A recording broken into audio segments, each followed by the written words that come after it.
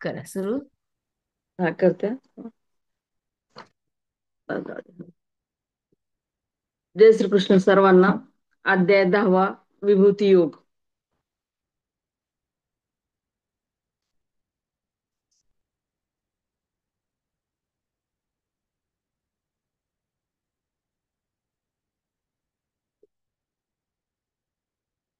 या अध्यायामध्ये मुख्यतः भगवंताच्या विभूतीचेच वर्णन आहे, म्हणून या अध्यायाचे नाव विभूती योग असे ठेवले आहे. अध्यायाचा सारांश. या अध्यायाच्या पहिल्या श्लोकात भगवंत पुन्हा परमश्रेष्ठ उपदेश देण्याची प्रतिज्ञा करून अर्जुनास तो उपदेश ऐकण्याविषयी सांगत आहेत. व दुसऱ्या व तिसऱ्या श्लोकामध्ये योग शब्द वाच्य असलेल्या आपल्या प्रभावाचे वर्णन करून तो जाणण्याचे फल भगवंतांनी सांगितले आहे. म्हणून चौथ्या श्लोकापासून 6व्या श्लोकापर्यंत विभूतींचे संक्षिप्त वर्णन करून 7व्या श्लोकामध्ये आपली विभूती आणि योग यांना तत्वतः जाणण्याचे फळ सांगितले आहे. 8व्या आणि 9व्या श्लोकामध्ये आपल्या बुद्धिमान व अनन्य प्रेमी भक्तांच्या भजनाचे प्रकार सांगून 10व्या व 11व्या श्लोकामध्ये त्यांच्या फलाचे वर्णन केले आहे. त्यानंतर 12व्या श्लोकापासून 15व्या श्लोकापर्यंत अर्जुनाने भगवंताची स्तुती करून 16व्या श्लोकापासून 18व्या श्लोकापर्यंत विभूतीचे विभूतीचे आणि योग शक्तीचे पुन्हा विस्तारपूर्वक वर्णन करण्यासाठी भगवंतांना प्रार्थना केली आहे. 21व्या श्लोकात भगवंतांनी आपल्या विभूतींचा विस्तार अनंत आहे असे सांगून मुख्य मुख्य विभूतींचे वर्णन करण्याची प्रतिज्ञा करीत 20व्या श्लोकापासून 39व्या श्लोकापर्यंत त्यांचे वर्णन केले आहे.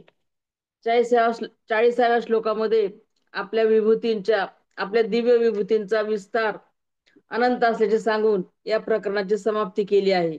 त्यानंतर 41व्या व 42व्या श्लोकामध्ये योग शब्द वाच्य असलेल्या आपल्या प्रभावाचे वर्णन करून अध्यायाचा उपसंहार केला आहे. 7व्या अध्यायापासून 9व्या अध्यायापर्यंत विज्ञानासह ज्ञानाचे जे वर्णन केले आहे ते फार गंभीर झाल्यामुळे आता पुन्हा तोच विषय दुसऱ्या प्रकारे चांगल्या रीतीने समजावून देण्यासाठी 10व्या अध्यायाचा प्रारंभ होत आहे. येथे पहिल्या श्लोकात भगवंत पूर्वोक्त विषयाचे पुन्हा वर्णन करण्याची प्रतिज्ञा करीत आहेत. श्री भगवान उवाच. भूय भूय एव महाबाहो शृणु मे परम वचः यत्तेहं प्रियमानाय वक्ष्यामि हितकामिया. श्री भगवान म्हणाले, हे महाबाहो, आणखीही माझे परम रहस्यमय आणि प्रभावयुक्त म्हणणे ऐक, जे मी अतिशय प्रेमी अशा तुला तुझ्या हितासाठी सांगणार आहे. परमवचनाचा अर्थ भगवंत सांगत आहे की जो उपदेश परमपूज्य परमात्म्याचे परम गोपनीय गुण, प्रभाव आणि तत्व यांचे रहस्य उघड करतो आणि परमात्मा प्राप्ती होते, त्यास परमवचन म्हणतात. तुझ्या हितासाठीच हा उपदेश मी करत आहे. तुझ्यावरील प्रेमापोटी मी हे माझे परम गोपनीय गुण, प्रभाव व तत्व यांचे रहस्य उघड करून दाखवत आहे. दुसरा श्लोक. न मे विदुहा सुरगणा प्रभवन्न महर्षया अमादीर ही देवांना महर्षिणांच सर्वशः. माझी उत्पत्ती अथवा लीलेने प्रगट होणे ना देव जाणत ना महर्षी, कारण मी सर्व प्रकारे देवांचे व महर्षीचे आदी कारण आहे. दुसऱ्या श्लोकात भगवंत संपूर्ण विश्वाच्या रूपात प्रगट होतात, म्हणजे प्रभवम. भगवंताच्या या अवताराचे रहस्य देव समुदाय व महर्षीही जाणत नाहीत. सुरगणा म्हणजे 11 रुद्र, 8 वसु, 12 आदित्य प्रजापती, 49 मरुद्गण, अश्विनी कुमार व इंद्र इत्यादी शास्त्रीय देवतांचे समुदाय. महर्षी म्हणजे सप्त महर्षी. तिसरा श्लोक. यो मामजमनादींच वेत्ति लोक महेश्वरम असमूढ हा समर्तेषु सर्व पापे विमुच्यते. जो मला वास्तविक जन्मरहित अनादी आणि लोकांचा महान ईश्वर असे तत्वतः जाणतो, तो मनुष्यात ज्ञानी असणारा सर्व पापांपासून मुक्त होतो. तिसऱ्या श्लोकात भगवंत आपल्या योग मायेने नाना रूपात प्रगट होऊनही अजन्मा आहेत. इतर जीवाप्रमाणे त्यांचा जन्म होत नाही. भगवंत भक्तासाठी व धर्माची स्थापना करण्यासाठी जन्म धारण करण्याची लीला करतात. चौथ्या अध्यायामध्ये त्यांनी याचे वर्णन केलेले आहे स्वतः. भगवंताचा कोणताही आदि व अंत नाही, तो नित्य आहे. ते नित्य आहेत, सदैव आहेत. जो ज्ञानी मनुष्य भगवंतांना जन्मरहित, अनादी आणि महान ईश्वर असे जाणतो, तो सर्व पापापासून मुक्त होतो व परमात्म्याला प्राप्त होतो. बुद्धिर्ज्ञान समोह, क्षमा सत्यम दम शमः, सुखम दुःखम बहो भावो, भयं च भयमेव च, अहिंसा समता तुष्टिस्तपो, दानं यशो यशः, भवन्ति भावा भूतानां मत्त एव पृथग्विदाः. चौथा आणि पाचवा श्लोक इथे एकत्र दिलेला आहे. निर्णय निर्णय शक्ती, यथार्थ ज्ञान, असमूढता, क्षमा, सत्यम, इंद्रिय निग्रह, मनोनिग्रह, सुख दुःख, उत्पत्ती प्रलय, भय अभय, अहिंसा, समता, संतोष, तप, दान, कीर्ती अपकीर्ती असे हे प्राण्यांचे अनेक प्रकारचे भाव माझ्यापासूनच उत्पन्न होतात. चौथ्या व पाचव्या श्लोकात कर्तव्य अकर्तव्य, ग्राह्य अग्राह्य, बरे वाईट इत्यादीचा निर्णय घेऊन निश्चय करणारी वृत्ती म्हणजे ती बुद्धी. ज्ञान म्हणजे कोणतेही पदार्थ यथार्थपणे जाणणे. सर्व सांसारिक भोगांना अनित्य, क्षणिक, दुःखमूलक मानून त्यांनी मोहित न होणे म्हणजे असमोह होय. वाईट चिंतने, वाईट करणे, धन हरण करणे, अपमान, आघात करणे, कठोर वचन वचन बोलणे किंवा शिवी देणे, निंदा करणे, आग लावणे, विष देणे, मारणे, हानी करणे या सर्व अपराधाबद्दल त्याला या लोकी अथवा परलोकी शिक्षा मिळू नये अशी भावना म्हणजे क्षमा होय. दुसऱ्यांना समजविण्यासाठी हितकर व प्रिय शब्दात उघड करणे म्हणजे सत्य. दम दम म्हणजे विषयामध्ये रमणाऱ्या इंद्रियांना विषयापासून रोखून ताब्यात ठेवणे म्हणजे दम. शम म्हणजे मनाला संयमित करून त्याला स्वाधीन स्वाधीन करणे. सुख दुःख म्हणजे सुख म्हणजे अनुकूल, दुःख म्हणजे आधी भौतिक व आधी दैविक आध्यात्मिक अशा प्रकारचे दुःख. भव भव म्हणजे संपूर्ण चराचर जगत उत्पन्न होणे. अभाव अभाव म्हणजे प्रलय काळात हे चराचर लीन होते. भय भय म्हणजे हानी अथवा मृत्यू पाहिल्यावर निर्माण होणारी भावना. अभय अभय म्हणजे परमेश्वर पाठीशी आहे असे समजून भीती नाहीशी होणे. अहिंसा कोणालाही मन, वाणी किंवा शरीर याद्वारे दुःख न पोहोचवणे. समता समता म्हणजे राग द्वेष रहित समबुद्धी बाळगणे. तुष्टी तुष्टी म्हणजे संतुष्ट राहणे. प्रारब्धाचा भोग किंवा भगवंताचे विधान समजून संतुष्ट राहणे म्हणजे तुष्टी होणे. तप तप म्हणजे स्वधर्म पालनासाठी त्रास सहन करणे. दान म्हणजे आपले स्वत्व दुसऱ्यांना वाटून टाकणे. यश यश म्हणजे कीर्ती, अयश म्हणजे अपकीर्ती. वरील भाव विभिन्न विभिन्न प्राण्यांचे त्यांच्या प्रकृतीप्रमाणे असतात, ते सर्व भगवंतामुळे असतात. सहाव्या श्लोक. महर्षया सप्त पूर्वे चत्वारो मनवस्तता, मद्भावा मानसा जाता येशान लोक इमाहा प्रजा. सात महर्षी, त्यांच्याही पूर्वी असणारे चार सनकादिक, तसेच स्वयंभू इत्यादी 14 मनु हे माझ्या ठिकाणी भाव असलेले सर्वच माझ्या संकल्पाने उत्पन्न झाले आहेत. या जगातील सर्व प्रजा त्यांचीच आहे. सहाव्या श्लोकामध्ये 7 महर्षी, 4 सनकादिक व स्वयंभू व 14 मनु हे भगवंताच्या संकल्पाने उत्पन्न झाले आहेत. 7 महर्षी म्हणजे दीर्घायू, मंत्रकर्ते, ऐश्वर्यवान, दिव्यदृष्टीयुक्त, गुण, विद्या आणि वयाने वृद्ध, धर्म प्रत्यक्ष पाहणारे व गोत्र चालवणारे अशा 7 गुणांनी युक्त असणाऱ्या 7 ऋषींना सप्तर्षी म्हणतात. हे सप्त महर्षी सर्व भगवंताबद्दल श्रद्धा व प्रेम बाळगणारे आहेत.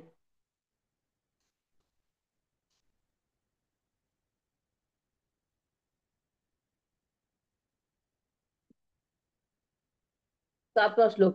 एतान विभूती योगेंच मम यो वेत्ती तत्वतः, सो विकंपेन योगेन युज्यते नात्र संशय. जो पुरुष माझ्या या परमेश्वरीय रूप विभूतीला आणि योग शक्तीला तत्वतः जाणतो, तो स्थिर भक्ती योगाने युक्त होतो, यात मुळीच शंका नाही. जो पुरुष परमेश्वराच्या विभूतीला आणि योग शक्तीला तत्वतः जाणतो, तो भक्ती योगाने युक्त होतो. भगवंताची जी अलौकिक शक्ती आहे, तिला देवता महर्षीगण सुद्धा पूर्णपणे जाणत नाहीत. सात्विक, राजस व तामस या भावाचे अभिन्न अभिन्न निमिजोपादान भगवंत स्वतः आहेत. तरीही ते स्वतः नेहमी त्यांच्याहून वेगळे असतात. ते भाव भगवंतामध्ये नसतात आणि भगवंतही त्यांच्यात नसतात. ज्या शक्तीने संपूर्ण जगाची उत्पत्ती, स्थिती आणि संहार इत्यादी संपूर्ण कर्मे करीत असतात, भगवंत संपूर्ण जगत नियमाने चालवतात.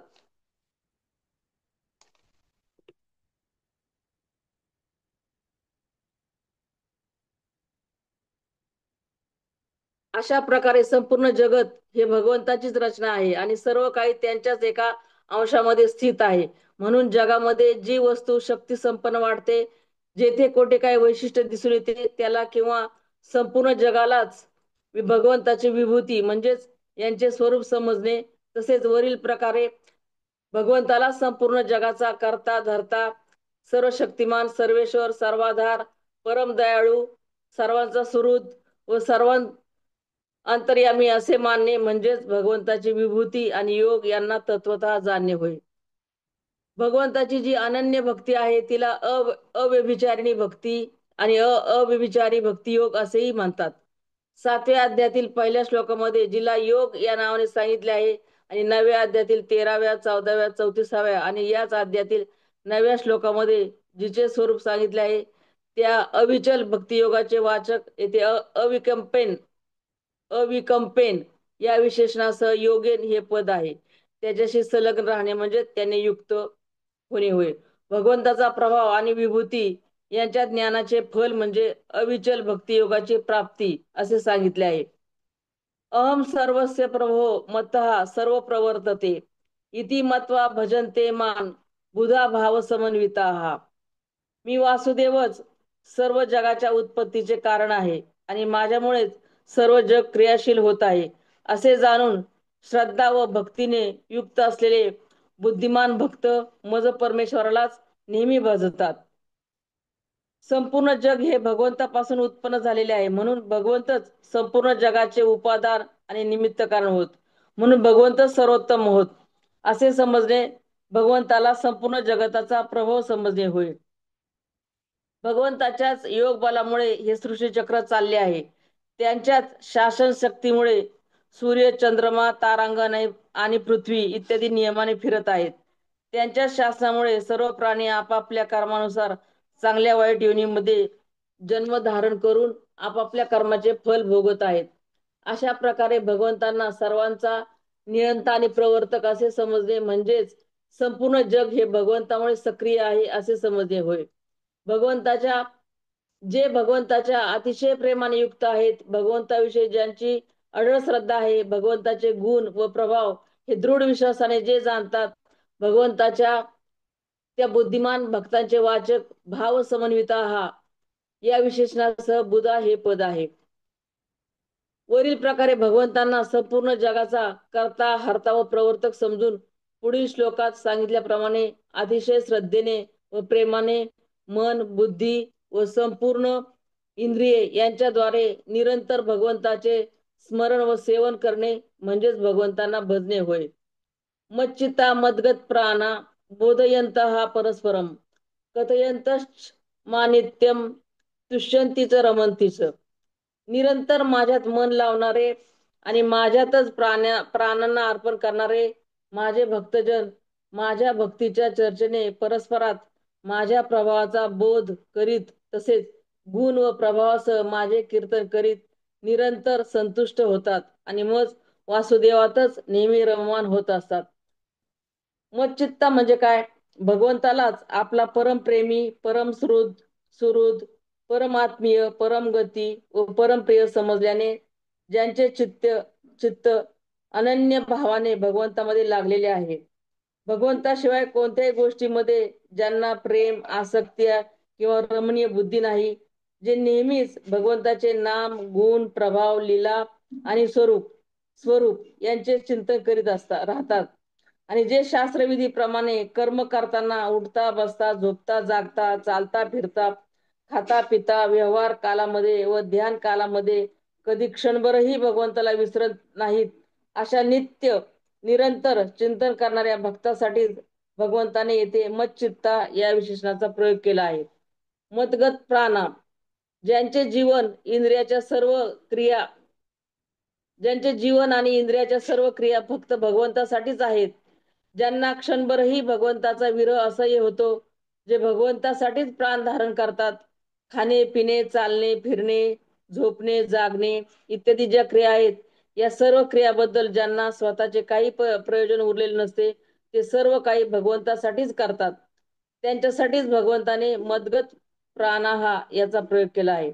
परस्पर बोधयंतच, भगवंताबद्दल श्रद्धा भक्ती बाळगणारे प्रेमी भक्त आपापल्या अनुभवाप्रमाणेच भगवंताचे गुण प्रभाव तत्व लीला महात्म्य रहस्य हे नाना प्रकारच्या युक्तीने परस्परांना समजावून सांगण्याचा प्रयत्न करतात. हे म्हणजे परस्पर भगवंताचा बोध करणे व करविणे होय. भगवंताचे कथन करणे म्हणजे काय? श्रद्धा भक्तिपूर्वक भगवंताचे नाम गुण प्रभाव रूप लीला आणि स्वरूप यांचे कीर्तन व गायन करणे, तसेच कथा प्रवचन यांच्याद्वारे लोकांमध्ये त्यांचा प्रचार करणे व त्यांची स्तुती गाणे इत्यादी सर्व म्हणजे भगवंताचे कथन होय.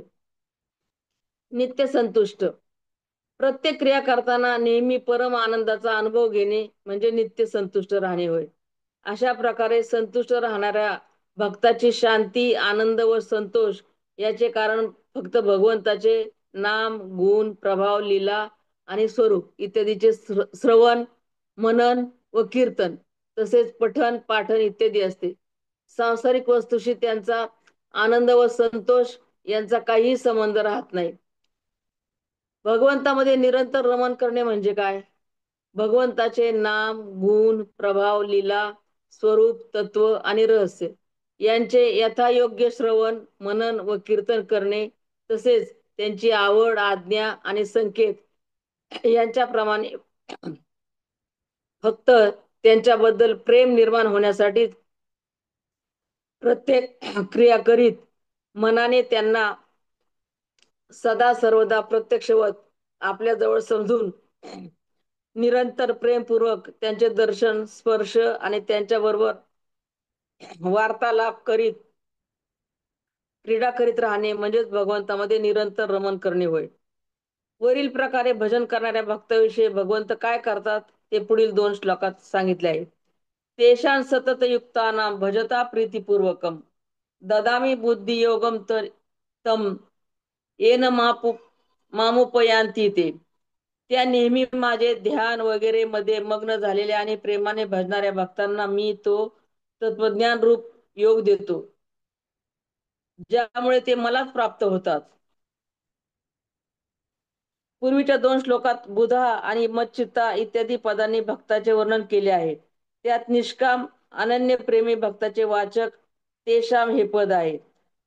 सततयुक्तानाम मच्चित्ता मद्गत प्राणा परस्परम माम बोधयंत कथयंत या पदांनी ज्या गोष्टी सांगितल्या आहेत त्या सर्वांचा समाहार म्हणजे सततयुक्तानाम या पदात केला आहे. प्रीतीपूर्वक भजताम, पूर्वीच्या श्लोकात नित्यम तुष्यंती रमंतीच यामध्ये जी गोष्ट सांगितली आहे तिचा समाहार प्रीतीपूर्वक भजताम मध्ये केलेला आहे. याचा भावार्थ असा आहे की पूर्वीच्या श्लोकात भगवंतांनी ज्या भक्तांचे वर्णन केले आहे ते भक्त भोगांच्या कामनेने भगवंताला भजणारे नाहीत. कोणत्याही प्रकारच्या फलाची इच्छा न धरता केवळ निष्काम अनन्य प्रेम भावानेच त्या श्लोकात सांगितल्याप्रमाणे भगवंताचे निरंतर भजन करणारे भक्त आहेत. भक्तांना भगवंत बुद्धियोग देतो म्हणजे काय? भगवंत प्राप्त होतो म्हणजे काय? भक्तांच्या अंतकरणात भगवंत आपला प्रभाव व महत्व इत्यादींच्या रहस्यासह निर्गुण निराकार तत्व तसेच लीला रहस्य महत्व व प्रभाव इत्यादीच्या सह सगुण निराकार आणि साकार तत्व यथार्थपणे समजण्याची शक्ती देतो.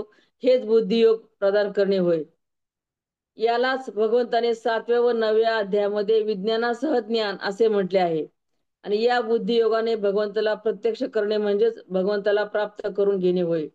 तेषा तेषा मेवानुकंपार्थ महमत ज्ञानजम तमहा नाशयात म्यात्मभावस्तो ज्ञानदीपेन भास्वता. हे अर्जुना, त्यांच्यावर कृपा करण्यासाठी त्यांच्या अंतकरणात असलेला मी स्वतःच त्यांच्या अज्ञानाने उत्पन्न झालेला अंधकार प्रकाशमय तत्वज्ञान रूप दिव्याने नाहीसा करतो.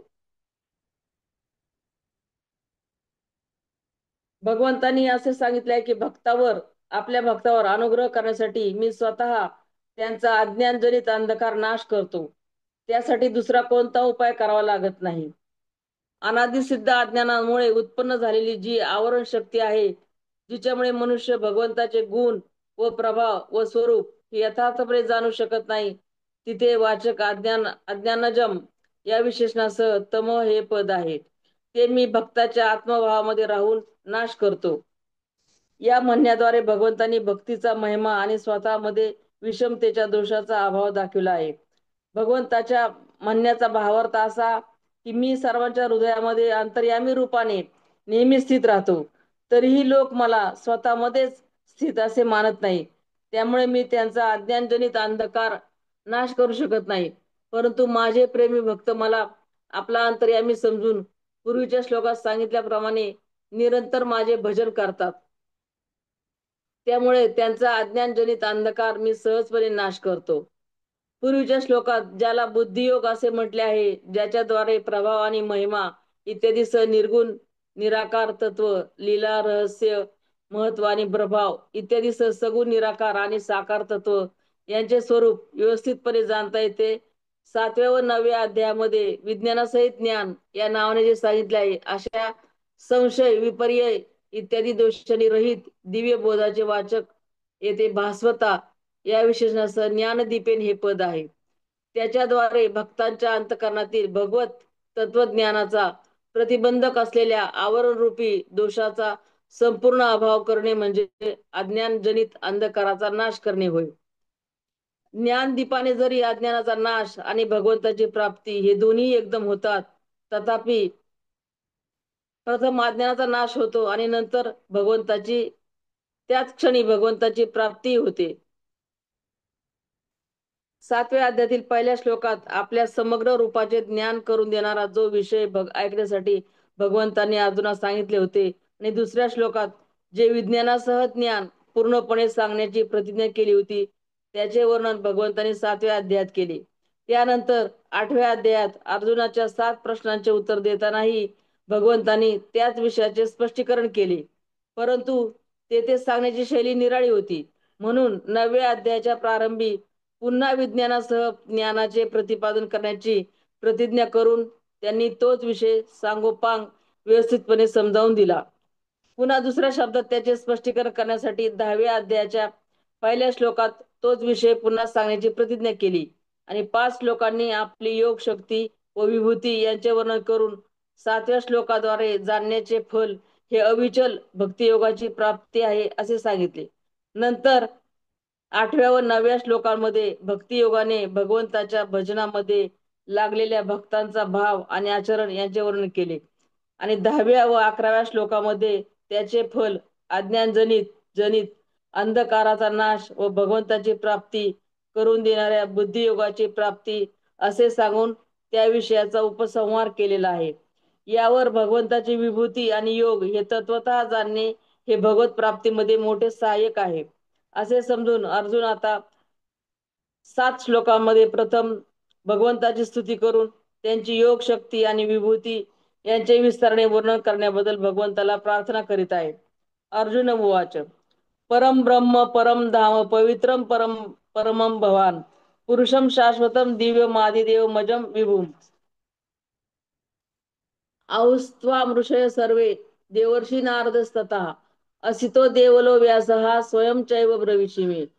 अर्जुन म्हणाला, आपण परम ब्रह्म, परम धाम आणि परम पवित्र आहात, कारण आपल्याला सर्व ऋषीगण सनातन दिव्य पुरुष तसेच देवांचाही आदिदेव अजन्मा आणि सर्वव्यापी म्हणतात.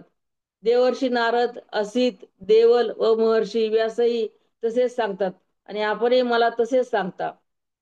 अर्जुनाने असे दाखविले आहे की ज्या निर्गुण परमात्म्याला परब्रह्म असे म्हणतात ते तुमचे स्वरूप आहे आणि तुमचे जे नित्य धाम आहे ते सुद्धा सच्चिदानंदमय दिव्य आणि तुमच्याशी अभिन्न असल्यामुळे तुमचे स्वरूप आहे. तसेच तुमचे नाम गुण प्रभाव लीला आणि स्वरूप यांचे श्रवण मनन व कीर्तन इत्यादी सर्वांना पूर्णपणे परम पवित्र करणारे आहेत. म्हणून तुम्ही परम पवित्र आहात. सर्व या विशेषणासह ऋषय हे पद येथे मार्कंडेय अंगिरा इत्यादी सर्व ऋषींचे वाचक आहेत आणि अर्जुन आपल्या मान्यतेच्या समर्थनार्थ त्यांच्या म्हणण्याचे प्रमाण देत आहे. सर्व लोक तुम्हाला सनातन नित्य एकरस राहणारे क्षय विनाश रहित दिव्य स्वतः प्रकाशी आणि ज्ञान स्वरूप सर्वांचे आदिदेव आणि अजन्मा म्हणजे उत्पत्ती रूपी विकारणे रहित व सर्वव्यापी असे म्हणतात.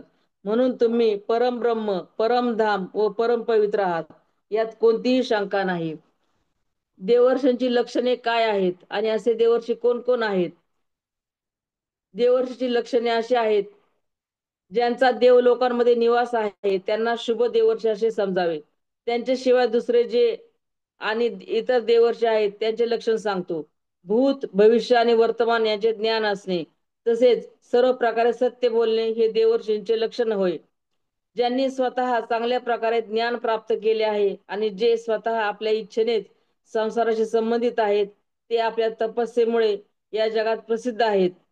ज्यांनी गर्भामध्येच प्रल्हाद इत्यादींना उपदेश दिलेला आहे, जे मंत्रांचे वक्ते आहेत आणि जे ऐश्वर्याच्या बळावर सर्वत्र सर्व लोकांमध्ये निर्विघ्नपणे जाऊ येऊ शकतात आणि जे नेहमी ऋषींनी वेढलेले असतात ते देव ब्राह्मण आणि राजा हे सर्व देवर्षी होत.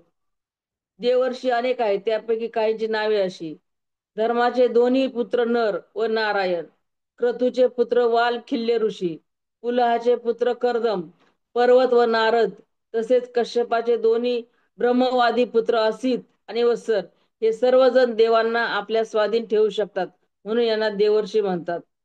देवर्षी नारद देवर्षी नारद, असित, देवल आणि व्यास हे चौघेही भगवंताचे यथार्थ तत्वज्ञान जाणणारे त्यांचे महान प्रेमी भक्त आणि परमज्ञानी महर्षी होत. त्यांच्या त्यांच्या काळातील फारच मोठे सन्माननीय व महान महान सत्यवादी महापुरुष मानले जातात, म्हणून विशेषतः यांचीच नावे घेतली जातात. भगवंताचा महिमा तर ते नित्य गातच असतात. भगवंताच्या महिम्याचा विस्तार करणे हेच यांच्या जीवनाचे मुख्य कार्य आहे. महाभारतामध्ये सुद्धा यांनी व इतर ऋषी महर्षींनी भगवंताचा महिमा गायल्याचे अनेक प्रसंग आले आहेत. भगवान श्रीकृष्णाचे संबंधात कोणत्या ऋषीने काय म्हटले होते याचे भीष्म पर्वामध्ये पितामह भीष्माने संक्षिप्त वर्णन केले आहे. त्यालाच आपण विष्णू सहस्त्रनाम असे म्हणतो. अर्जुनाने हे दाखविले आहे की फक्त वरील ऋषीच असे म्हणतात असे नव्हे, तर स्वतः तुम्हीही मला आपल्या अतुलनीय प्रभावासंबंधी यावेळी सांगत आहात. म्हणून मी तुम्हाला प्रत्यक्ष परमेश्वर समजत आहे, हे बरोबरच आहे. सर्वमेत द्रुतम मन्ये यन्मान वदसी केशव, नाही ते भगवन व्यक्तीन विदुर देवान दानवाहा. हे केशवा, जे काही मला आपण सांगत आहात ते सर्व मी सत्य मानतो. हे भगवन, आपल्या लीलामय स्वरूपाला ना दानव जाणत ना देव. ब्रह्मा विष्णू आणि महेश या तीन शक्तींना क्रमशः क आणि ईश असे म्हणतात. हे तिन्ही ज्यांचे वपू आहेत म्हणजे स्वरूप आहेत त्याला केशव असे म्हणतात. म्हणून येथे अर्जुन श्रीकृष्णाला केशव असे म्हणून दाखवत आहे की तुम्ही संपूर्ण जगाची उत्पत्ती पालन आणि संहार इत्यादी करणारे प्रत्यक्ष परमेश्वर आहात, याबद्दल मुळीच शंका नाही. 7व्या अध्यायातील प्रारंभापासून या अध्यायातील 11व्या श्लोकापर्यंत भगवंताने आपले गुण प्रभाव स्वरूप महिमा रहस्य आणि ऐश्वर इत्यादींच्या ज्या गोष्टी सांगितल्या आहेत व ज्यांच्यामुळे श्रीकृष्ण स्वतःला प्रत्यक्ष परमेश्वर असल्याचे मान्य करतो असे सिद्ध होते, त्या सर्व वचनांचा संकेत करणारे यतत व यत ही पदे आहेत. भगवान श्रीकृष्णाला संपूर्ण जगाचा हर्ता करता सर्वाधार सर्वव्यापी सर्व शक्तिमान सर्वांचा आदी सर्वांचा नियंता सर्वांतयामी तर्यामी देवांचाही देव सच्चिदानंद घन प्रत्यक्ष पूर्ण ब्रह्म परमात्मा असे समजणे व त्यांचा उपदेश सत्य मानणे, तसेच याबद्दल किंचितही शंका न घेणे म्हणजे ती सर्व वचने सत्य मानणे होय. संपूर्ण ऐश्वर विष्णू पुराणामध्ये म्हटले आहे, संपूर्ण ऐश्वर, संपूर्ण धर्म, संपूर्ण यश, संपूर्ण श्री, संपूर्ण ज्ञान आणि संपूर्ण वैराग्य या सहाचे नाव भग असे आहे. हे सर्व ज्याच्यामध्ये असतील त्याला भगवान असे म्हणतात. तर येथे असेही म्हटले आहे की उत्पत्ती आणि प्रलय, भूतांचे येणे आणि जाणे, तसेच विद्या आणि अविद्या यांना जो जाणतो त्याला भगवान असे म्हणावे. म्हणून अर्जुनाने येथे श्रीकृष्णाला भगवान हे संबोधन देऊन असे दाखविले आहे की तुम्ही सर्वेश्वरीय संपन्न आणि सर्वज्ञ प्रत्यक्ष परमेश्वर आहात, यामध्ये कोणतीही शंका नाही. जगाची उत्पत्ती, स्थिती आणि संहार करण्यासाठी, धर्माची स्थापना करण्यासाठी आणि भक्तांना दर्शन देऊन त्यांचा उद्धार करण्यासाठी, देवांचे संरक्षण आणि राक्षसांचा संहार करण्यासाठी, तसेच इतरही कारणासाठी भगवंत जी भिन्न भिन्न लीलामय स्वरूपे धारण करतात त्या सर्वांचे वाचक येथे व्यक्तिम हे पद आहे. त्या देवता व दानव जाणत नाहीत असे म्हणून अर्जुनाने असे दाखविले आहे की मायेने नाना रूपे धारण करण्याची शक्ती बाळगणारे दानव आणि इंद्रियातील विषय प्रत्यक्ष करणारे देवता लोक हे सुद्धा तुमची ती दिव्य लीलामय रूपे त्यांना धारण करण्याची दिव्य शक्ती आणि युक्ती, त्यांचे कारण आणि त्या लीलांचे रहस्य यांना जाणू शकत नाही. मग सामान्य लोकांची ती गोष्टच काय. स्वय स्वयमेवात्मानात्मानं वेत्तत्वं पुरुषोत्तम भूत भावन भूतेश देव देव जगतपते. हे भूतांना उत्पन्न करणारे, हे भूतांचे ईश्वर, हे देवांचे देव, हे जगाचे स्वामी, हे पुरुषोत्तमा, तुम्ही स्वतःच आपल्याला जाणत आहात. भूत भावन भूतेश देव देव जगतपते पुरुषोत्तम याचा अर्थ काय आहे, तर जो सर्व प्राण्यांना उत्पन्न करतो त्याला भूत भावन असे म्हणतात. जो सर्व प्राण्यांना नियमाने चालविणारा असा सर्वांचा शासक असतो त्याला भूतेश असे म्हणतात. व जो देवांचाही पूजनीय देव असेल त्याला देवदेव असे म्हणतात. सर्व जगाचे पालन करणाऱ्या स्वामीला जगतपती असे म्हणतात. आणि जो क्षर व अक्षर या दोन्हीपेक्षा उत्तम असेल त्याला पुरुषोत्तम असे म्हणतात. येथे अर्जुनाने या 5 संबोधनांचा उपयोग करून असे दाखविले आहे की तुम्ही सर्व जगाला उत्पन्न करणारे, सर्वांचे नियंता, सर्वांचे पूजनीय, सर्वांचे पालनपोषण करणारे, तसेच अपरा आणि परा प्रकृती नामक जे क्षर व अक्षर पुरुष आहेत त्यांच्यापेक्षा उत्तम असे प्रत्यक्ष पुरुषोत्तम भगवान आहात. या कथनाद्वारे अर्जुनाने असे दाखविले आहे की तुम्ही संपूर्ण जगाचे आदी आहात. तुमचे गुण, प्रभाव, लीला, महात्म्य आणि रूप इत्यादी अमर्याद आहेत. यामुळे तुमचे गुण, प्रभाव, लीला, महात्म्य, रहस्य आणि स्वरूप इत्यादींना दुसरा कोणताही पुरुष पूर्णपणे जाणू शकत नाही. तुम्ही स्वतःच आपला प्रभाव इत्यादी जाणता आणि तुमचे जाणणे सुद्धा मनुष्य ज्या प्रकाराने आपल्या बुद्धिशक्तीने शास्त्रादीच्या मदतीने स्वतःहून वेगळ्या अशा एखाद्या दुसऱ्या वस्तूचे स्वरूप जाणतो अशा प्रकारचे नाही. तुम्ही स्वतः ज्ञान स्वरूप आहात म्हणून आपल्याद्वारे आपल्याला जाणता. तुमच्यामध्ये ज्ञाता, ज्ञान व ध्येय यांचा कोणताही फरक नाही.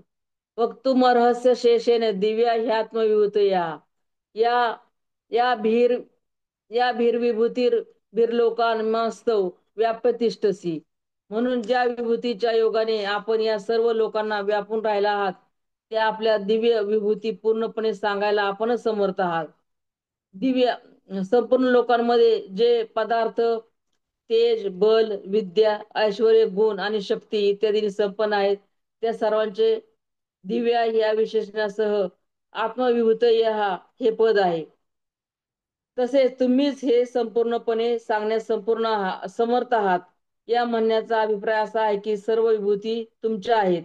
तुमच्याशिवाय दुसरा कोणीही त्यांना पूर्णपणे जाणत नाही. म्हणूनही तुमच्याशिवाय दुसरी कोणीही व्यक्ती त्यांचे पूर्णपणे वर्णन करू शकत नाही.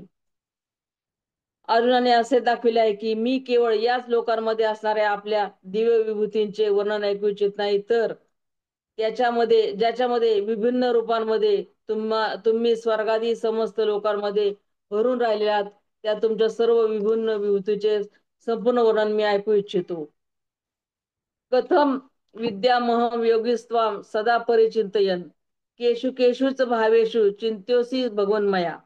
हे योगेश्वर, मी कशा प्रकारे निरंतर चिंतन करीत आपल्याला जाणावे, आणि हे भगवन, आपण कोणकोणत्या भावात माझ्याकडून चिंतन करण्यास योग्य आहात. अर्जुनाने यामध्ये भगवंताला दोन गोष्टी विचारल्या आहेत. श्रद्धा व प्रेम यांच्या बरोबर मी निरंतर तुमचे चिंतन करीत राहीन, आणि गुण, प्रभाव व तत्व यांच्यासह तुम्हाला चांगल्या प्रकारे जाणू शकेल असा एखादा उपाय सांगा. जड चेतन असे जितके चराचर पदार्थ आहेत त्यांच्यामध्ये मी कोणकोणती तुमचे स्वरूपे समजू, त्यामध्ये मन लावू, याचे स्पष्टीकरण करा. कोणकोणत्या पदार्थाबद्दल कशा प्रकारे निरंतर चिंतन करून सहजपणे भगवंताचे गुण, प्रभाव, तत्व व रहस्य हे समजून येते, या संबंधी अर्जुन विचारत आहे. विस्तरेणात्मनो योगन विभूतींच जनार्दन भूये हा कथय तृप्तिर्हि शृणतो नास्ति मे मृतम. हे जनार्दना, आपली योग शक्ती आणि विभूती पुन्हाही विस्ताराने सांगा, कारण आपली अमृत वचने ऐकत असता माझी तृप्ती होत नाही. अर्थात ऐकण्याची उत्कंठा अधिकच वाढत राहते.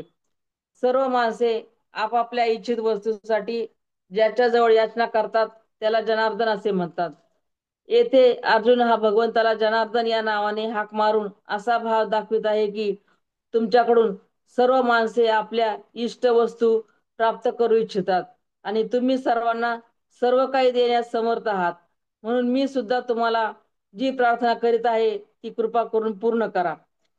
जे आपल्या ईश्वरीय शक्तीने भगवंत स्वतःच या जगाच्या रूपाने प्रगट होऊन अनेक रूपांमध्ये विस्तार पावतो, त्या शक्तीचे नाव योग आहे, आणि त्या विभिन्न रूपांच्या विस्तारांचे नाव विभूती आहे. या अध्यायातील 7व्या श्लोकांमध्ये भगवंताने या दोन्ही शब्दांचा प्रयोग केलेला आहे. या श्लोकामध्ये हे दोन्ही तत्वतः जाणण्याचे फल अविचल भक्तियोगाची प्राप्ती होणे असे सांगितले आहे. म्हणून अर्जुन विभूती व योग या दोन्हींचे रहस्य व्यवस्थितपणे जाणण्याच्या इच्छेने वारंवार विस्ताराने वर्णन करण्यासाठी भगवंतांना प्रार्थना करीत आहे. याद्वारे अर्जुनाने असे दाखविले आहे की तुमच्या वचनांमध्ये असे माधुर्य भरले आहे की त्यातून आनंदाची अशी सुधा धारा वाहत आहे की तिचे पान करताना मन कधी तृप्त होत नाही. या दिव्य अमृताचे जितके पान केले जाते तितकी मनाची तहान वाढतच जात आहे. हा अमृत रस मी निरंतर पित राहावे असे मनाला वाटते. म्हणून हे भगवंता, अमुक गोष्ट तर सांगितली आहे किंवा बरेच काही सांगून टाकले आहे व आता आणखी काय सांगायचे असा विचार करू नका. फक्त दया करून या दिव्य अमृताचा वर्षाव करीत राहा. तुम्ही वर्षाव करीत चला, मी पान करीत राहतो. अर्जुनाने योग आणि विभूती यांचे विस्तारपूर्वक वर्णन करण्यासाठी प्रार्थना केली. त्यावर प्रथमतः भगवंत आपल्या विस्ताराची अनंतता सांगून प्राधान्याने आपल्या विभूतींचे वर्णन करण्याची प्रतिज्ञा करत आहे. श्री भगवान उवाच हंतते कथयिष्यामि दिव्या ह्यात्मविभूतया प्राधान्यतः कुरुश्रेष्ठ नास्तंतो विस्तरस्य मे. श्री भगवान म्हणाले, हे कुरुश्रेष्ठा, आता मी ज्या माझ्या दिव्य विभूती आहेत त्या मुख्य मुख्य अशा तुला सांगेन, कारण माझ्या विस्ताराला शेवट नाही. अर्जुनाला कुरुश्रेष्ठ या नावाने संबोधित करून भगवंताने असे दाखविले आहे की तू कुरुकुलामध्ये सर्वश्रेष्ठ आहेस, म्हणून माझ्या विभूतीचे वर्णन ऐकण्यास तू अधिकारी आहेस. जर संपूर्ण जग हे भगवंताचे स्वरूप आहे तर सामान्यतः सर्व वस्तू त्यांच्याच विभूती होत, परंतु त्या सर्वच्या सर्व दिव्य विभूती नव्हेत, ज्यामध्ये भगवंताचे तेज, बल, विद्या, ऐश्वर, कांती आणि शक्ती इत्यादींचा विशेष विकास झालेला असतो, त्याच वस्तू किंवा प्राणी यांना दिव्य विभूती असे समजले पाहिजे. भगवंत येथे अशाच विभूतीसाठी म्हणत आहे की माझ्या अशा विभूती अनंत आहेत, म्हणून त्या सर्वांचे पूर्ण वर्णन होऊ शकत नाही. त्यातील ज्या मुख्य मुख्य आहेत त्या मी येथे वर्णन करीत आहे. भगवंत अर्जुनाला 18व्या श्लोकामध्ये सांगितल्याप्रमाणे त्या गोष्टीचे उत्तर देत आहे की ज्यामध्ये अर्जुनाने विस्ताराने विभूतींचे वर्णन करण्यासाठी प्रार्थना केली होती. भगवंत म्हणतात, माझ्या सर्व विभूतींचे वर्णन होऊ शकत नाही. माझ्या ज्या मुख्य मुख्य विभूती आहेत त्यांचे पूर्णपणे वर्णन करणे शक्य नाही. भगवंत आता आपल्या प्रतिज्ञेप्रमाणे 20व्या श्लोकापासून 39व्या श्लोकापर्यंत प्रथम आपल्या विभूतींचे वर्णन करीत आहे. अमात्मा गुडाकेश सर्व भूताशय स्थित अमादिश्च मध्यंच भूतानामंत एवच. हे अर्जुना, मी सर्व भूतांच्या हृदयात असलेला सर्वांचा आत्मा आहे. तसेच सर्व भूतांचा आदी मध्य आणि अंतही मीच आहे. निद्रेला गुडाका असे म्हणतात. तिचा जो स्वामी त्याला गुडाकेश असे म्हणतात.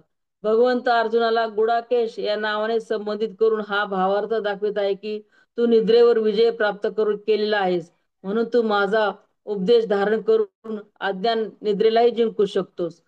सर्व भूताशय स्थित सर्व प्राण्यांच्या हृदयामध्ये वसणारे जे चेतन आहे ज्याला पराप्रकृती आणि क्षेत्रज्ञ असेही म्हणतात. सर्व भूताशय स्थित या विशेषणासह आत्मा हे पद आहे. तो भगवंताचाच अंश असल्यामुळे तो वस्तुतः भगवत स्वरूपच होय. म्हणून भगवंताने म्हटले आहे की तो आत्मा आहे. चराचर अशा समस्त देहधारी प्राण्यांचे वाचक येथे भूतानाम हे पद आहे. सर्व प्राण्यांचे सृजन, पालन आणि संहार हे भगवंतापासूनच होते. सर्व प्राणी भगवंतापासूनच उत्पन्न होतात. ते त्यांच्यामध्ये स्थित आहेत आणि प्रलय कालामध्येही त्यांच्यातच लीन होतात. भगवंतच सर्वांचे मूल कारण आणि आधार होत. हेच दाखविण्यासाठी भगवंताने स्वतःला त्या सर्वांचा आदी मध्य व अंत असे सांगितले आहे. आदित्यानामहम विष्णुर्ज्योतिषाम रविरंशुमान मरीचिर मरुतास्मस्मी नक्षत्रनामहम शशी. आदितीच्या 12 पुत्रांपैकी विष्णू मी आणि ज्योतींमध्ये किरणांनी युक्त सूर्य मी आहे. 49 वायू देवतांचे तेज आणि नक्षत्रांचा अधिपती चंद्र मी आहे. आदितीच्या धाता मित्र आर्यमा शक्र वरुण अंश भग विवस्वान उषा सविता त्वष्टा आणि विष्णू या नावांच्या 12 पुत्रांना द्वादश आदित्य म्हणतात. यातील जो विष्णू आहे तो सर्वांचा राजा आहे. इतर सर्वाहून श्रेष्ठ आहे. म्हणून भगवंतांनी विष्णूला आपले स्वरूप म्हटले आहे. सूर्य, चंद्रमा, तारे, वीज आणि अग्नी इत्यादी जे प्रकाशमान पदार्थ आहेत त्या सर्वांमध्ये सूर्य मुख्य आहे. म्हणून भगवंतांनी सर्व ज्योतीमधील सूर्याला आपले स्वरूप असे म्हटले आहे. दितीपुत्र म्हणजे 49 मरुद्गण हे दिती देवीच्या भगवत ध्यानरूपी व्रताच्या तेजाने उत्पन्न झाले. त्या तेजामुळे यांचा गर्भामध्ये विनाश होऊ शकत नव्हता. म्हणून यांच्या या तेजाला भगवंतांनी आपले स्वरूप म्हटले आहे. अश्विनी, भरणी, कृत्तिका इत्यादी जी 27 नक्षत्रे आहेत या सर्वांचा स्वामी आणि संपूर्ण तारामंडळाचा राजा असल्यामुळे चंद्र हा भगवंताची मुख्य विभूती होय. म्हणून येथे भगवंताने त्याला आपला स्वरूप असे म्हटले आहे. वेदानाम सामवेदोस्मी देवानामस्मी वासवहा इंद्रियानाम मनश्चास्मी भूतानामस्मी चेतना. वेदात सामवेद मी आहे, देवात इंद्र मी आहे, इंद्रियामध्ये मन आहे आणि भूत प्राण्यांमध्ये चेतना म्हणजे जीवशक्ती मी आहे. वेदामधील सामवेद मी आहे या म्हणण्याचा भावार्थ काय? ऋक, यजु, साम आणि अथर्व या चारही वेदांमध्ये सामवेद हा अत्यंत मधुर, संगीतमय तसेच परमेश्वराच्या अत्यंत रमणीय स्तुतीने युक्त आहे. म्हणून वेदामध्ये त्याला प्राधान्य दिले आहे.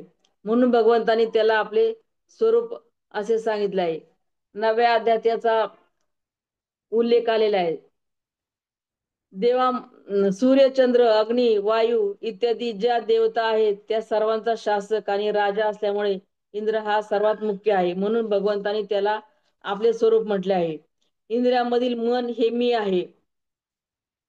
चक्षु, स्तोत्र, त्वचा, रसना, घ्राण, वाक, पाणीपाद, उपस्थ व गुदा आणि मन या 11 इंद्रियामधील मन हे इतर 10 इंद्रियाचे स्वामी, प्रेरक, त्या सर्वांपेक्षा सूक्ष्म आणि श्रेष्ठ असल्यामुळे सर्वात मुख्य होय. म्हणून त्याला भगवंतांनी आपले स्वरूप असे म्हटले आहे. जिच्यामुळे सर्व प्राण्यांना सुख दुःखांचा आणि सर्व पदार्थांचा अनुभव येतो ती ज्ञानशक्ती होय. ही भगवंतातील वृत्ती विशेष आहे. 13व्या अध्यायातील 6व्या श्लोकात जिची गणना क्षेत्राच्या विकारामध्ये केली आहे त्या ज्ञानशक्तीचे नाव चेतना आहे. ही प्राण्यांच्या सर्व अनुभवाची हेतुभूत असलेली मुख्य शक्ती होय. म्हणून हिला भगवंतांनी आपले स्वरूप असे म्हटले आहे. रुद्राणां शंकरचास्मि वित्तेश यक्ष रक्षसाम वसुनां पावगश्चास्मि मेरुहा शिखरिणामहम. 11 रुद्रांमध्ये शंकर मी आहे आणि यक्ष व राक्षसांमध्ये धनाचा स्वामी कुबेर आहे. मी 8 वसू मधला अग्नी आहे आणि शिखरे असणाऱ्या पर्वतांमध्ये सुमेरू पर्वत आहे. हर बहुरूप त्र्यंबक अपराजित वृषा कपी शंभू कपर्दी रैवत मृगव्याध शर्व आणि कपाली यांना 11 रुद्र असे म्हणतात. यापैकी शंभू म्हणजे शंकर हा सर्वांचा अधीश्वर आहे. तसेच तो कल्याणप्रद व कल्याण स्वरूप आहे, म्हणून भगवंताने त्याला आपले स्वरूप असे म्हटले आहे. कुबेर हा यक्ष राक्षसांचा राजा तसेच त्यामध्ये श्रेष्ठ आहे. तो धनाध्यक्षाच्या पदावर आरूढ प्रसिद्ध लोकपाल आहे, म्हणून भगवंताने त्याला आपले स्वरूप म्हटले आहे. धर ध्रुव सोम अनिल अनल प्रत्युष आणि प्रभास या आठांना वसू असे म्हणतात. यामधील अनल हा अग्नी हा वसूंचा राजा होय आणि तो देवांना हवी पोचविणारा आहे. याकरी त्याला भगवंताचे मुख असे म्हटले जाते, म्हणून अग्नी याला भगवंतांनी आपले स्वरूप असे म्हटले आहे. सुमेरू पर्वत हा नक्षत्र व द्वीप यांचे केंद्र तसेच सुवर्ण व रत्न यांचे भांडार मानला जातो. याची शिखरे इतर पर्वतांच्या पेक्षा उंच आहेत. अशा प्रकारे शिखर असलेल्या पर्वतांमध्ये मुख्य असल्यामुळे सुमेरूला भगवंतांनी आपले स्वरूप असे म्हटले आहे. पुरोदशांच मुख्यम्मा विधी पार्थ बृहस्पतीम सेनानी महम स्कंद हा सरसास्मसी सागर हा. पुरोहितांमध्ये मुख्य बृहस्पती मला समज. हे पार्था मी सेनापती मधला स्कंद आणि जलाशयांमध्ये समुद्र आहे. बृहस्पती हा देवराज इंद्राचा गुरु, देवांचा कुलपुरोहित आणि विद्या बुद्धीमध्ये सर्वश्रेष्ठ आहे. तसेच त्याला जगातील सर्व पुरोहितांमध्ये मुख्य अंगिरसाचा राजा असे मानले जाते, म्हणून भगवंताने त्याला आपले स्वरूप असे म्हटले आहे. स्कंद याचे दुसरे नाव कार्तिकेय होय. याला 6 मुखे आणि 12 हात आहेत. हा महादेवाचा पुत्र आणि देवांचा सेनापती आहे. जगातील सर्व सेनापतींमध्ये तो प्रधान आहे, म्हणून भगवंताने त्याला आपले स्वरूप म्हटले आहे. पृथ्वीवर जितके जलाशय आहेत त्या सर्वांमध्ये समुद्र मोठा व सर्वांचा राजा मानला जातो, म्हणून समुद्राचे प्राधान्य आहे. यासाठी सर्व जलाशयांमध्ये समुद्राला भगवंतांनी आपले स्वरूप म्हटले आहे. महर्षीणान भृगुरहम गिराम स्मेक अक्षरम यज्ञानाम जपयदोस्मी यज्ञोस्मी स्थावरान हिमालय हा. मी महर्षीमध्ये भृगु आणि शब्दांमध्ये एक अक्षर अर्थात ओंकार आहे. सर्व प्रकारच्या यज्ञांमध्ये जपयज्ञ आणि स्थिर राहणाऱ्यांमध्ये हिमालय पर्वत मी आहे. महर्षी पुष्कळचे आहेत, त्यांची लक्षणे आणि त्याच्यापैकी मुख्य 10 महर्षींची नावे अशी. ब्रह्मदेवाचे हे मानसपुत्र ऐश्वर्यवान तसेच स्वतः उत्पन्न होणारे होत. परिमानाने ज्यांचे हनन होत नाही आणि जे सर्वत्र व्याप्त असतानाही समोर असतात ते महान होत. जे बुद्धीच्या पलीकडे पोहोचलेले आहेत असे विज्ञजन गुणांनी त्या महान याचे सर्व बाजूनी अवलंबन करतात, म्हणून यांना महर्षी असे म्हणतात. भृगु मरीची अत्री अंगिरा पुलह क्रतु मनु मनु दक्ष वसिष्ठ आणि पुलस्त हे दश महर्षी होत. हे सर्वजण ब्रह्मदेवाच्या मनापासून स्वतः उत्पन्न झालेले आहेत आणि ऐश्वर्यवान आहेत. ऋषीपासून म्हणजे ब्रह्मदेवापासून या ऋषींच्या रूपात स्वतः महान परमेश्वर प्रगट झाला आहे, म्हणून यांना महर्षी म्हणतात. महर्षीमध्ये भृगु हा मुख्य होय. हा भगवंताचा भक्त ज्ञानी आणि मोठा तेजस्वी होय, म्हणून याला भगवंतानी आपले स्वरूप असे म्हटले आहे. एखाद्या अर्थाचा बोध करणाऱ्या शब्दाला गी गी गिह असे म्हणतात आणि ओंकाराला एक अक्षर असे म्हणतात. जितके अर्थबोधक शब्द आहेत त्या सर्वांमध्ये प्रणव मुख्य आहे, कारण प्रणव हा भगवंताचे नाव आहे. प्रणवाच्या जपामुळे भगवंताची प्राप्ती होते. नाम व नामी यांच्यामध्ये अभेद मानलेला आहे, म्हणून भगवंतांनी प्रणवाला आपले स्वरूप म्हटले आहे. जपयज्ञामध्ये हिंसेचा पूर्णतः अभाव आहे आणि जपयज्ञ हा भगवंताचा साक्षात्कार घडवणारा आहे, म्हणून स्मृतीमध्येही जपयज्ञाची फार प्रशंसा केली गेली आहे. म्हणून सर्व यज्ञांमध्ये जपयज्ञ मुख्य आहे हे दाखविण्यासाठी भगवंताने जपयज्ञाला स्वतःचे स्वरूप असे म्हटले आहे. स्थिर राहणाऱ्यांवर स्थावर असे म्हणतात. जितके पर्वत आहेत ते सर्व अचल असल्यामुळे स्थावर होत. त्यामध्ये हिमालय हा सर्वोत्तम आहे. तो परमपवित्र तपभूमी आहे आणि मुक्तीला सहाय्यक आहे. भगवान नर नारायण यांनी येथे तपस्या केली होती. तसेच हिमालय हा सर्व पर्वतांचा राजाही आहे, म्हणून त्याला भगवंतांनी आपले स्वरूप असे म्हटले आहे. अश्वत्थ हा सर्व वृक्षानाम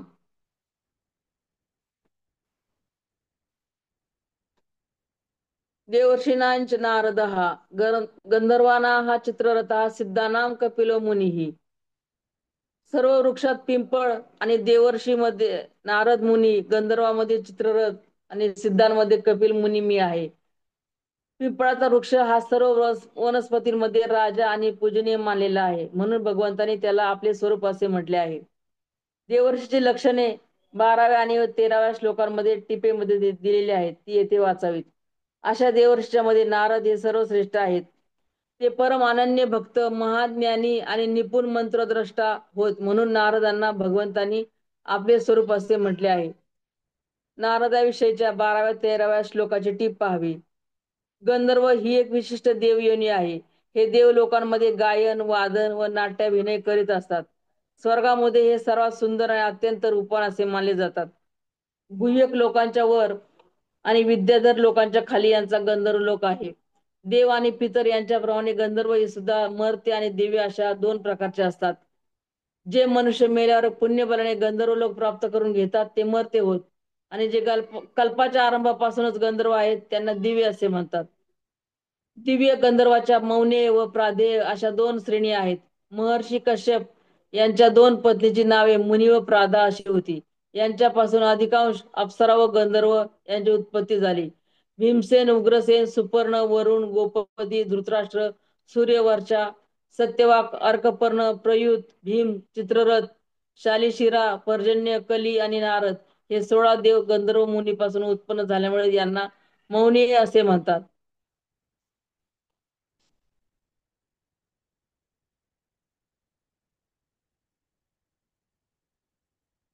ज्याला सर्व प्रकारच्या स्थूल आणि सूक्ष्म जगातील सिद्धी प्राप्त झाल्या आहेत, तसे धर्म, ज्ञान, ऐश्वर्य आणि वैराग्य इत्यादी श्रेष्ठ गुणांनी जे पूर्णपणे संपन्न आहेत त्यांना सिद्ध असे म्हणतात. सर्व सर्वांमध्ये भगवान कपिल हे मुख्य आहेत. भगवान कपिल हे साक्षात ईश्वराचे अवतार होत. महायोगी कर्दम मुनींची पत्नी देव होती. हिला ज्ञान देण्यासाठी त्यांनी तिच्याच गर्भातून अवतार घेतला. हे प्रकट होतेवेळी स्वतः ब्रह्मदेवाने आश्रमात येऊन देवहूतीला सांगितले होते. आचार्य यांच्याद्वारे पूजित होऊन तुझी कीर्ती वाढवतील आणि लोकांमध्ये कपिल या नावाने प्रसिद्ध होतील. हे स्वतःच नित्य ज्ञान, ऐश्वर्य, धर्म व वैराग्य इत्यादी गुणांनी संपन्न आहेत. यांची बरोबरी करणारा दुसरा कोणी सिद्ध नाही. मग यांच्यापेक्षा मोठा कोणी कसा होऊ शकेल. म्हणून भगवंताने सर्व सिद्धांमध्ये कपिल मुनींना आपले स्वरूप म्हटले आहे. बस करायचं का ताई आता? ताई, हॅलो. हा. हो, हरकत नाही. ते 10 वाजले ना आपण पूर्ण? 26 झाले. 26 झाले ना? हो, 4 वाजलेत. हो, भरपूर झाले. हो. चालेल. अजून कोणाला काही बोलायचंय?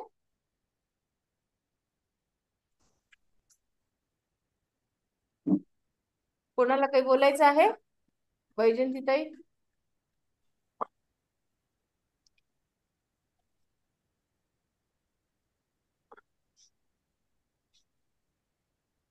नाही. कोणी काही काही गीता आहे काही गीता आहे जशीच्या तशी, हा. त्याच्यामधलं अर्थ वाचला तर चालतो का?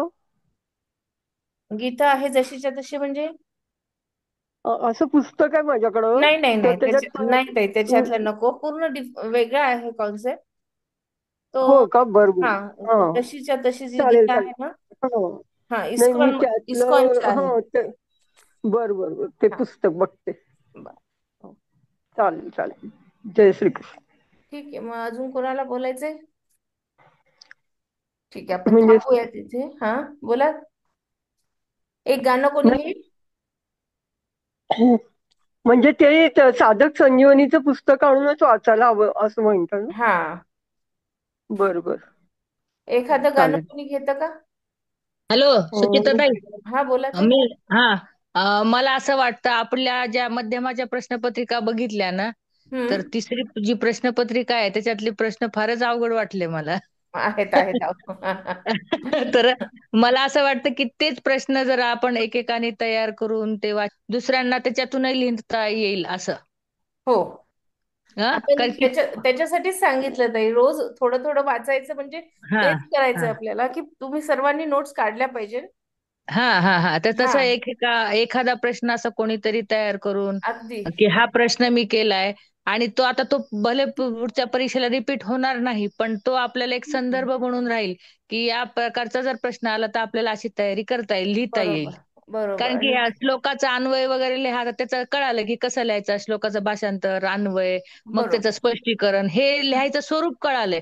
तसं पुढचे हम्म. प्रश्नचं लिहायचं स्वरूप जरा अवघड वाटलं मला. अवघड आहे, अवघड आहे, म्हणजे हा सखोल हा अभ्यास, थोडा थोडा हा अभ्यास सखोल होत चाललेला आहे. हा हा हा तर ते मला असं वाटतं की म्हणजे त्या दृष्टीने पण आपण लिखाणाचं काहीतरी प्रयत्न करावं. म्हणूनच वैजंतीताईंनी हा तेच सांगितलं की हा आपण रोज इथं येणं हा हा आणि याचं सारांश वाचणं, आणि दर हम्म. सोमवारी आपण पेपर डिस्कशन करत जाऊ म्हणा, किंवा प्रत्येक हा हा विषयाचं स्वरूप कसं आहे ते हम्म बघावं. पण हम्म. काल सोमवार होता तर कोणीच काही म्हणलं नाही. मला मी प्रश्नपत्रिका जरा वाचते, त्याचा प्रश्नपत्रिकेचाच आधी खूप अभ्यास करावा लागणार आहे ताई.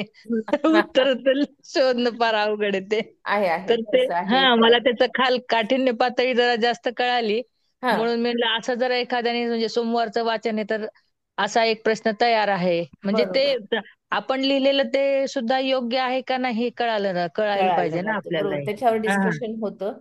हा हा हा काहीच हरकत म्हणून नाही उलट. हा हा रोज प्रश्नपत्रिका म्हणून टाका ना ताई मध्यमाची. हं? प्रश्नपत्रिका नाही ना आज आली. याच्यावर टाकलेली आहे ना ताई, आपल्या ग्रुपवर, उत्तराखंडच्या ग्रुपवर टाकलेली आहे. विद्यार्थ्यांनी स्वतःच टाकलेले आहेत. ताई उत्तराखंडचा ताई. माझ्याकडे आहे ताई, पण ते कसं आहे ग्रुप फक्त ओनली ऍडमिन्स साठी आहेत ना, हो. मग त्याच्यामुळे मला टाकता येत नाहीत. माझ्याकडे आहेत तिन्ही बर प्रश्नपत्रिका बर मध्यमाच्या, बर पण बर मला टाकता येत हा. नाहीयेत. मला पाठवून द्या तुम्ही, मी टाकून देते परत एकदा. ओके चालेल, हो हा. तुमच्या ग्रुपवर टाकलं तर चालेल, हा. तसं काही हरकत नाही. चालेल. ठीक आहे ताई. उत्तराखंडचा धन्यवाद. ग्रुप हाच आहे ना आपला, आपण आता वाचन करतोय हाच ग्रुप उत्तराखंडचा आहे ना तो, का नाही तो परत वेगळा हो. ग्रुप आणखी आहे? हात भरली पंढरी जाऊन यावे दरबारी, विठोबाच्या मंदिरी हसत नाचत. मनात भरली पंढरी जाऊन यावे दरबारी, विठोबाच्या मंदिरी हसत नाचत. चंद्रभागेचे वाळवंट दुसरे नकोच वैकुंठ, भक्तीत बुडलो आकंठ हसत नाचत. भक्तीत बुडलो आकंठ हसत नाचत. ठाई ठाई वारकरी अमृत अनुभव खरोखरी, विठ्ठल पाहावा चराचरी हसत नाचत.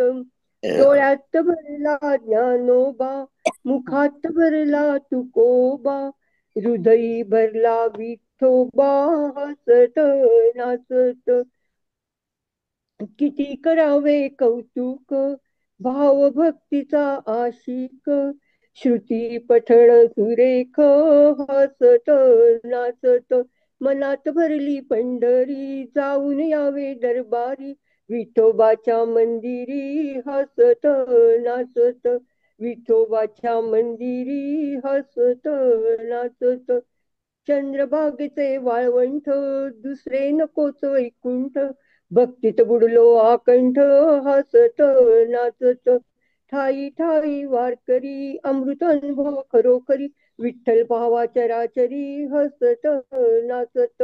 डोळ्यात भरला ज्ञानोबा, मुखात भरला तुकोबा, हृदयी भरला विठोबा हसत नाचत. किती करावे कौतुक भावभक्तीचा आशिक, श्रुती पठण सुरेख हसत नाचत. श्रुती पठण सुरेख हसत नाचत.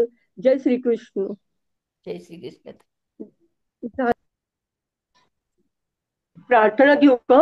हा, प्रार्थना.